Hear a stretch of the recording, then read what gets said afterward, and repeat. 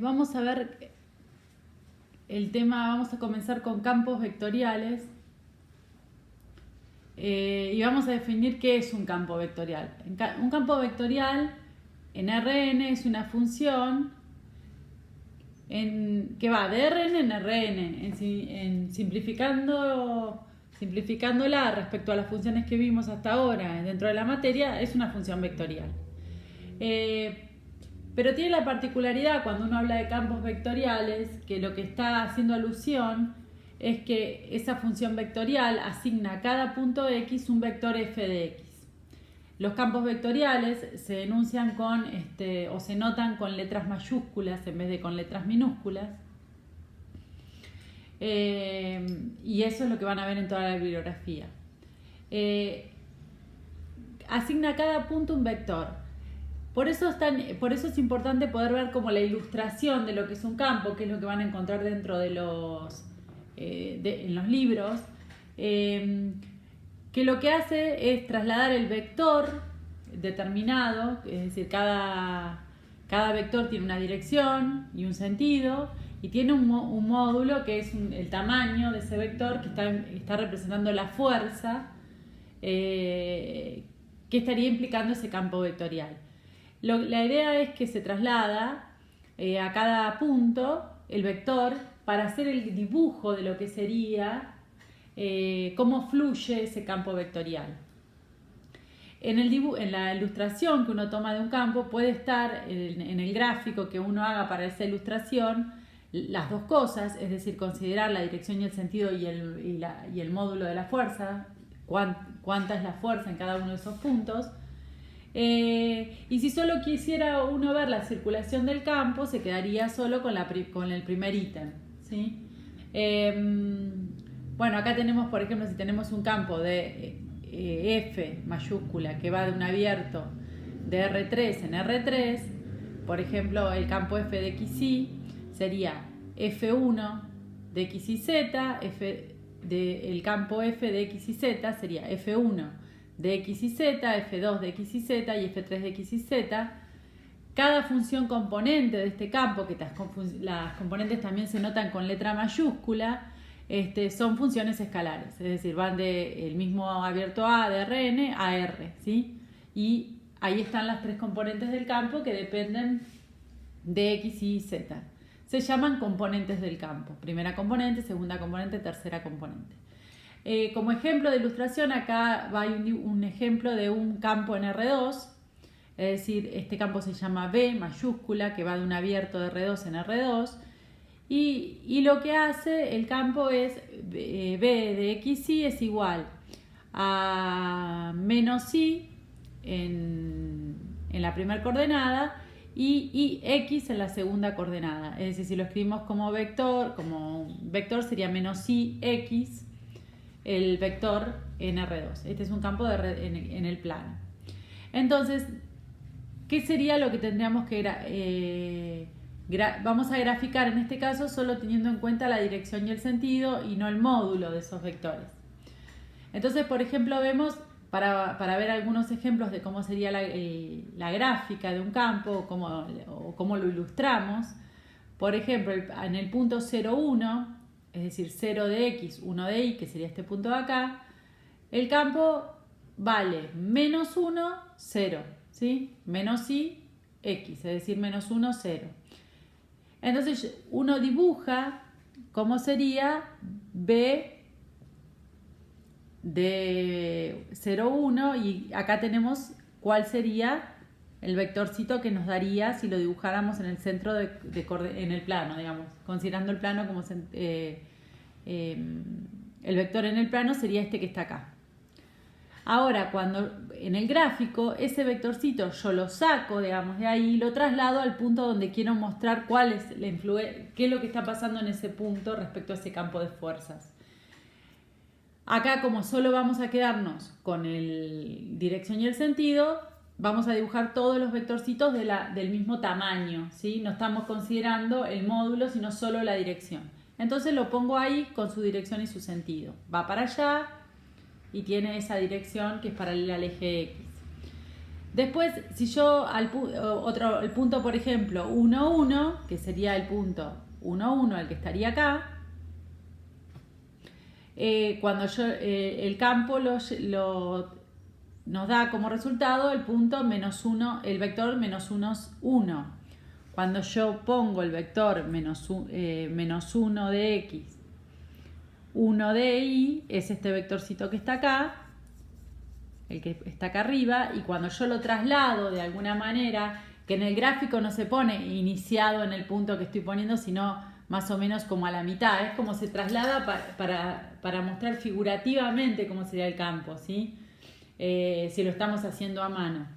Entonces acá quedaría con esa dirección y ese sentido el vectorcito que le correspondería al 1, 1.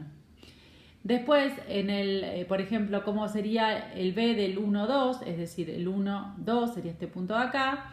Uno le aplica el campo y termina siendo menos 2, 1. Entonces, 1, 2, el menos 2, 1 sería el vector resultante, considerándolo en el centro de coordenadas. Y al trasladarlo sin el módulo, me va a quedar este vector que está acá, ¿sí? Que tiene menos pendiente que el anterior que había puesto. Y tiene esa dirección y ese sentido y no estoy considerando el módulo en este dibujo.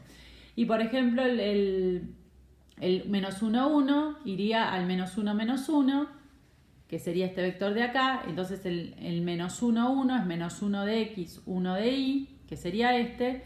Entonces este vectorcito de acá yo lo traslado a ese punto. Lo puedo trasladar con la dirección, el sentido y el módulo, pero como dije, acá solo estábamos dibujando, en el dibujo solo nos interesaba el movimiento de este campo, entonces solo estamos considerando dirección y sentido, nos queda este, y así en cada punto vamos haciendo lo mismo. Y ese gráfico, que van a ver ustedes los gráficos que aparecen en los libros, tanto en el plano como en el espacio, es el diagrama de flujo que establece un campo vectorial. En este caso, este campo vectorial muestra el movimiento giratorio de partículas, donde hay una fuerza, porque si a usted le interesa después poner la fuerza, ven que los vectores son de módulos diferentes. Entonces, es un movimiento giratorio de partículas si miramos el movimiento, y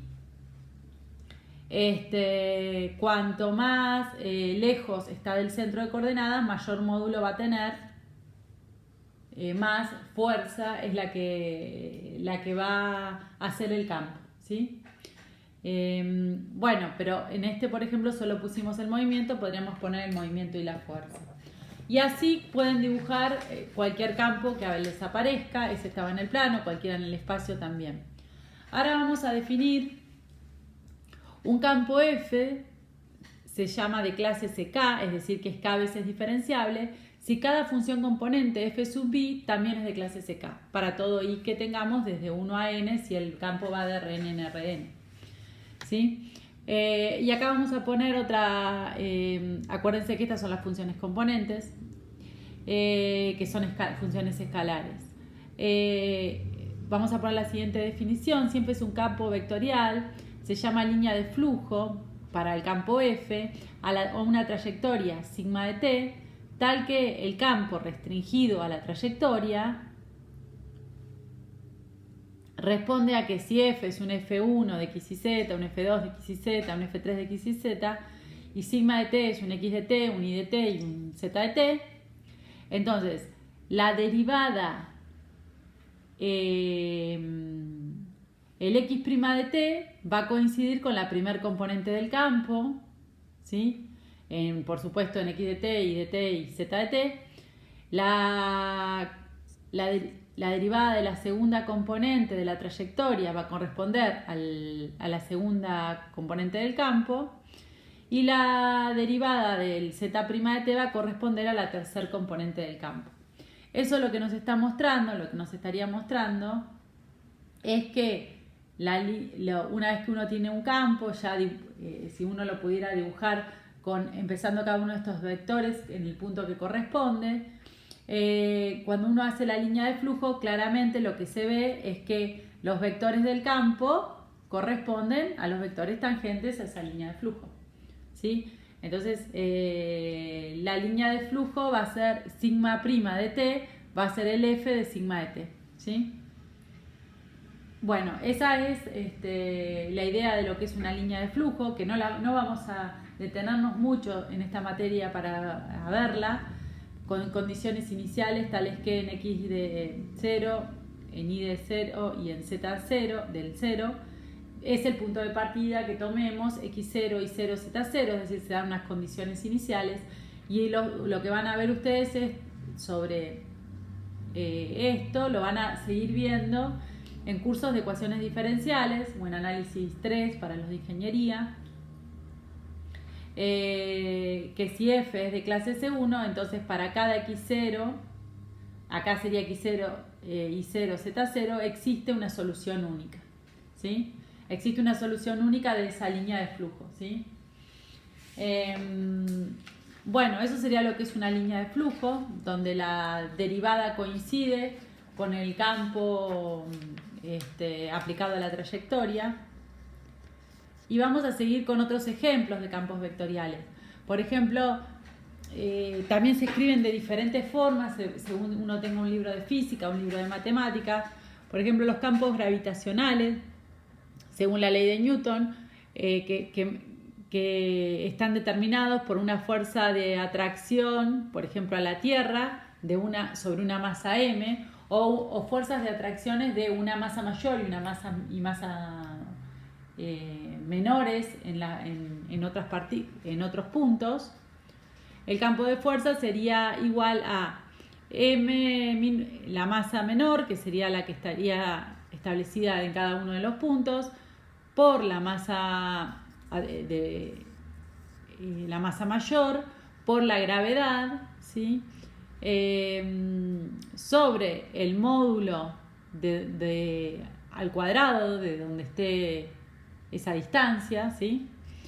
Sería esa distancia al cuadrado, por el radio vector unitario, considerando el radio vector unitario, que en definitiva nos queda m por m mayúscula por g por r sobre r3. Si el r sería el r de x y z, sería el punto x y z que estamos tomando. Si lo escribimos así como campo, lo que nos va a quedar es esto que estamos escribiendo acá, no es otra cosa que menos m, acá lo que no le puse acá es claramente si es un atractor, son todos negativos, negativo, menos m por m, como atrae, es negativa la fuerza, es como que confluye ahí, si es un polo atractor, m, la masa menor por la masa mayor por la gravedad sobre el módulo al cubo del radio, por el x, por el radio, digamos, sería por el vector, el módulo del vector al cubo. Acá lo mismo, y en las tres sería lo mismo, solo que en la segunda coordenada figura la componente y en la tercera la componente z. Y siempre está dividida por el módulo al cubo, ¿no? Esto sería todo un módulo, porque por ahí no se comprende por lo que puse ahí arriba. CAF,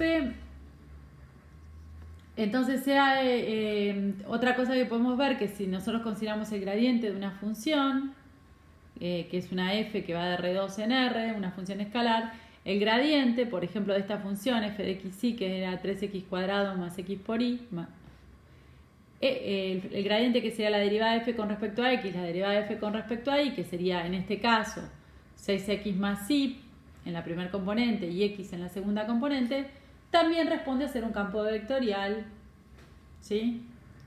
Porque este caso iría de R2, que es XY, a R2, que sería este nuevo vector que está acá, ¿sí? Entonces, el gradiente también, el gradiente es el campo gradiente, también es un campo vectorial. Y como nosotros veíamos en las propiedades del gradiente, lo que veíamos que era un campo que era ortogonal a los conjuntos de nivel, lo podíamos ver como gradiente en un punto, pero si nosotros lo íbamos reemplazando punto a punto y lo íbamos variando, era un campo, ¿sí? En que en cada punto terminaba siendo perpendicular a sus conjuntos de nivel.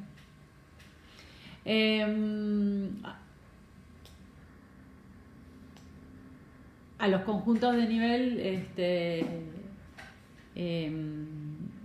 que habíamos establecido, el gradiente era ortogonal a los conjuntos de nivel determinados por la función, ¿se acuerdan? Era la primera propiedad que vimos del gradiente y después vimos que era la dirección de máximo crecimiento. Campo vectorial conservativo, vamos a definir ahora qué es un campo vectorial conservativo.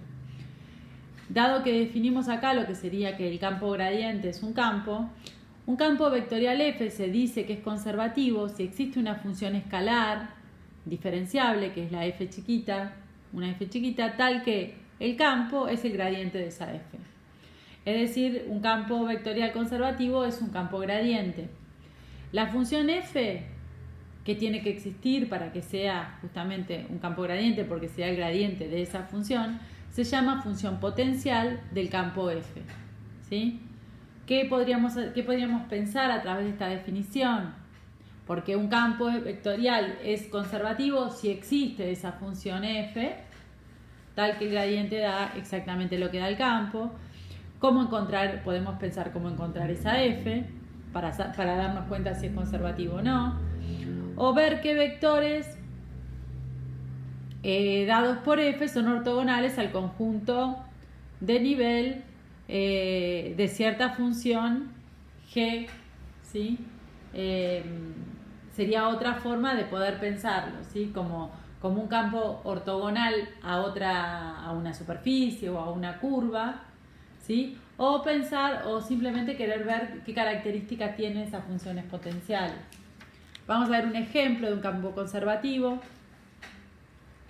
Si yo tengo un f de xy, campo vectorial, un campo vectorial xy, que me dé 2x en la primera coordenada y en la segunda, es conservativo porque si yo tengo la función f de xy igual a x cuadrado más un medio de y cuadrado, y yo acá hago el gradiente de esa función, cuando derivo con respecto a x me queda acá 2x y esto es 0 para x, entonces me queda acá la derivada de f con respecto a x me queda 2x.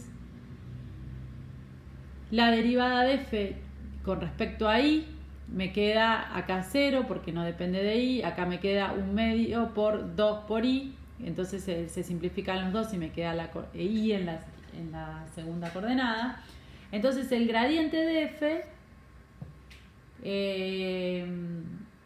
coincide con este campo, ¿sí? Entonces coincide con el campo, entonces este campo que está acá es conservativo porque existe, el campo que está acá es conservativo porque existe esta función, tal que su gradiente coincide con este campo, ¿sí?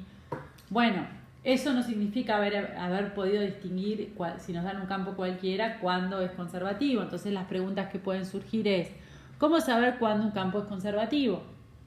Es decir, uno entiende que tiene que existir una función potencial tal que su gradiente sea el campo, pero ¿cómo darnos cuenta si eso va a ocurrir o no? ¿O qué elementos tengo para tentativamente saberlo? ¿Qué representa desde la física que un campo sea conservativo? ¿Qué propiedades tiene un campo conservativo? Y otra pregunta es, si yo sé que es conservativo, por alguna razón, ¿cómo podría encontrar la función potencial? Es decir, la función que sería f en este ejemplito que acabo de poner acá. Todas esas preguntas las vamos a ir resolviendo a medida que avanzamos. Voy a dar un teorema que voy a mostrar simplemente una parte, es un sí, solo sí, voy a mostrar solamente una implicación, porque cuando demostremos el teorema de equivalencia de campos conservativos va a estar absolutamente todo demostrado y las vueltas de estos teoremas. Pero para un criterio que aparece como criterio de campos conservativos en el plano, si tenemos un plano que tiene las componentes f1 y f2, claramente son funciones escalares, pero que tienen que ser C1, es decir, que tengan derivadas parciales continuas, en una región abierta del plano, el campo vectorial f de xy igual a f1, f2, claramente f1 y f2 dependen de x y de y, ¿no? Las componentes, acá está escrito el vector de esta manera y acá está escrito como suma con los versores unitarios respecto a cada eje. es conservativo ese campo si y solo si la derivada de la segunda componente respecto a x es igual a la derivada de la primer componente respecto a y. Eso es lo que dice el teorema. Por eso también ahí está claro que, como estamos hablando,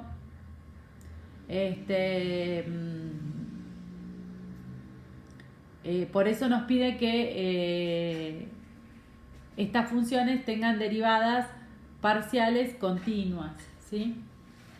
Entonces, si pasa esto, sería conservativo.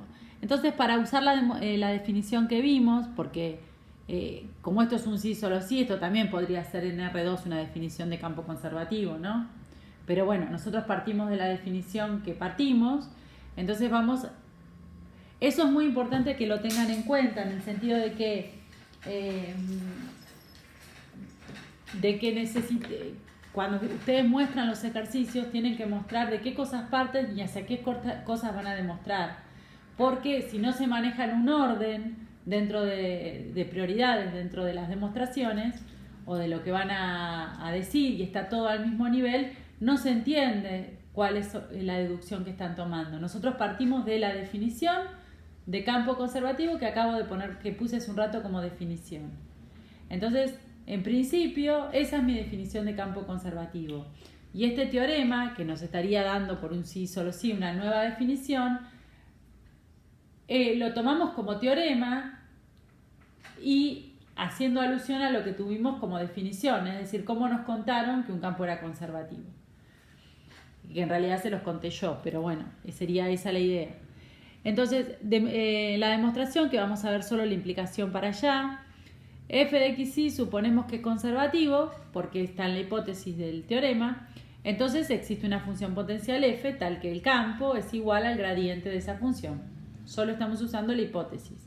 La hipótesis y la definición de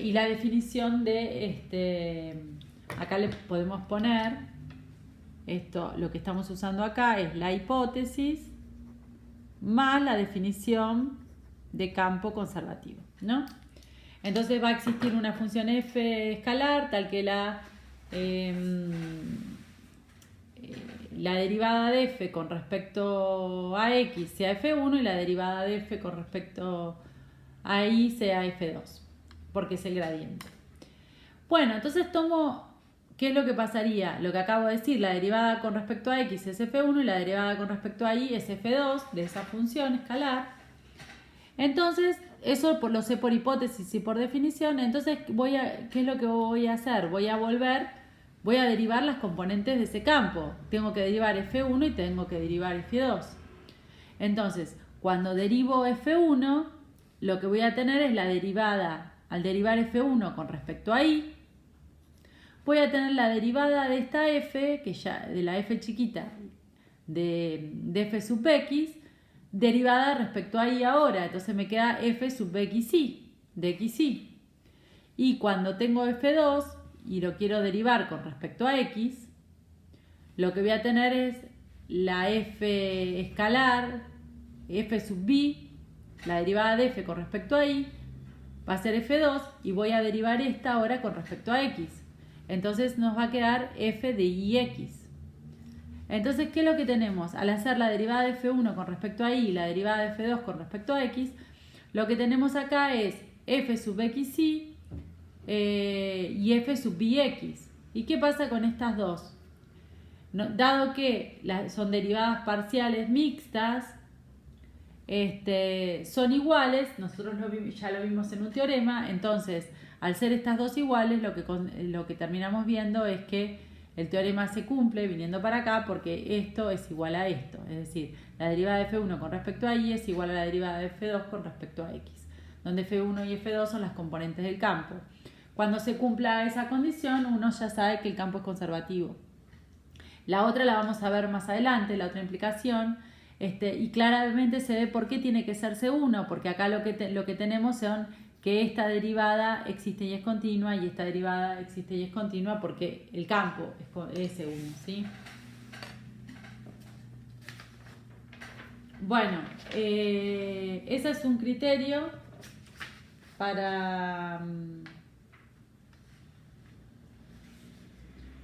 para ver campos conservativos. Y después vamos a hacer más ejemplos de campos conservativos. Ahora lo que sigue se lo voy a poner en un videito aparte para que no sean tan largos los videos. Acá está la definición de campos conservativos y algún criterio como para darnos cuenta cuándo es. Después volvemos con los campos conservativos.